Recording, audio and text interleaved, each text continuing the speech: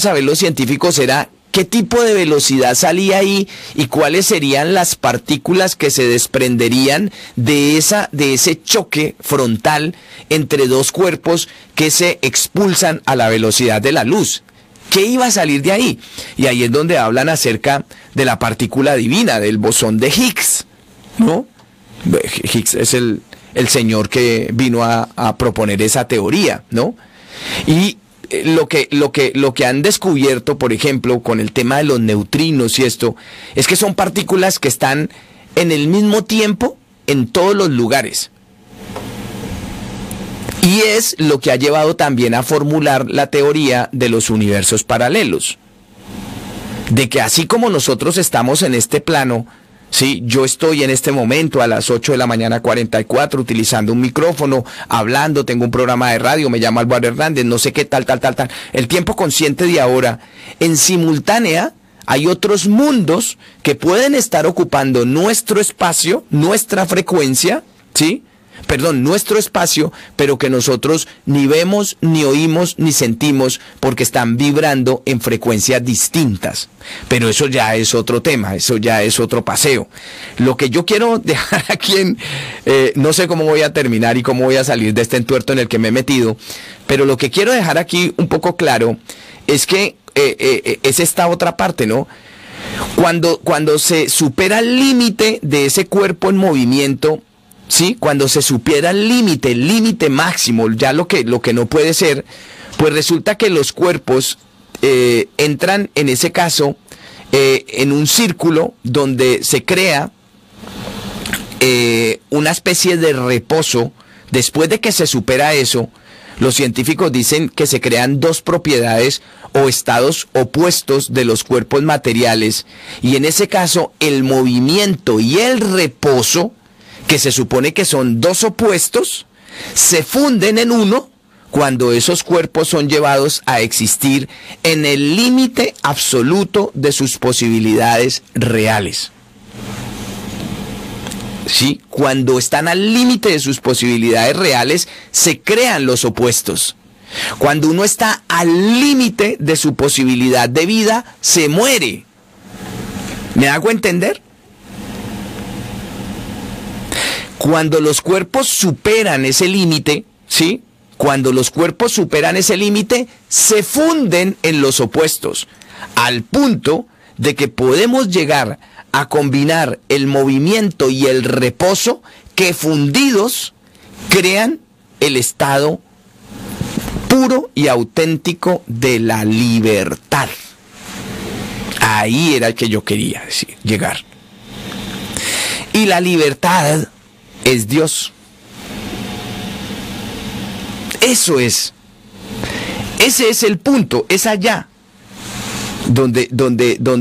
Es ahí donde nos vemos. Por eso el Big Bang. Al final el Big Bang llegó con tal fuerza y creó tales condiciones, ¿no?, de que se convirtió en su propio opuesto, de la nada a la vida. De la nada a la vida.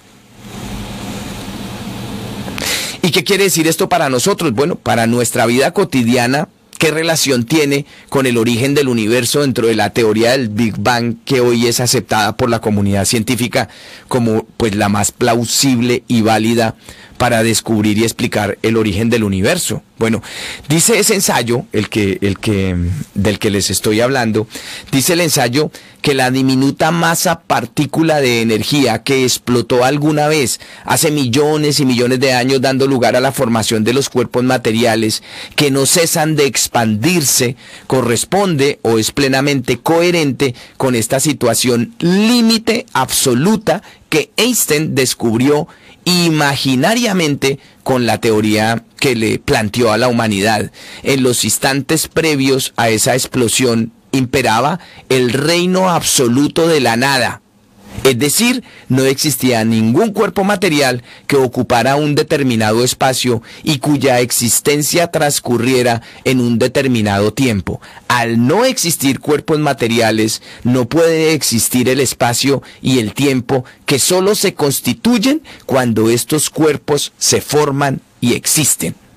Por eso la teoría de la relatividad es la teoría científica moderna del universo físico que le permite, pues, a los seres humanos pensar o concebir en la existencia de Dios, de ese ser existente por fuera del tiempo y en permanente reposo y movimiento que está por encima de ese universo físico natural, como el ser que se mueve de modo constante e indefinido a la velocidad de la luz.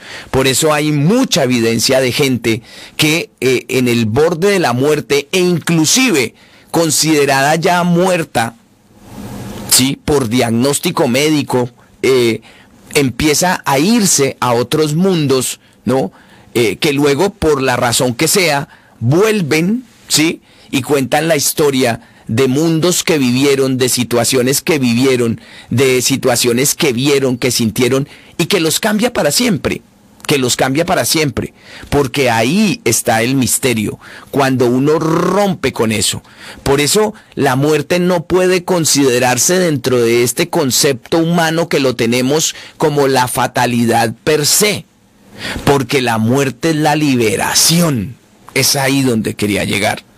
La muerte es la libertad, la muerte es romper nuestros tiempos, romper nuestras velocidades y expandirnos. La muerte es nuestro particular Big Bang, creador de existencia, de vida y de eternidad.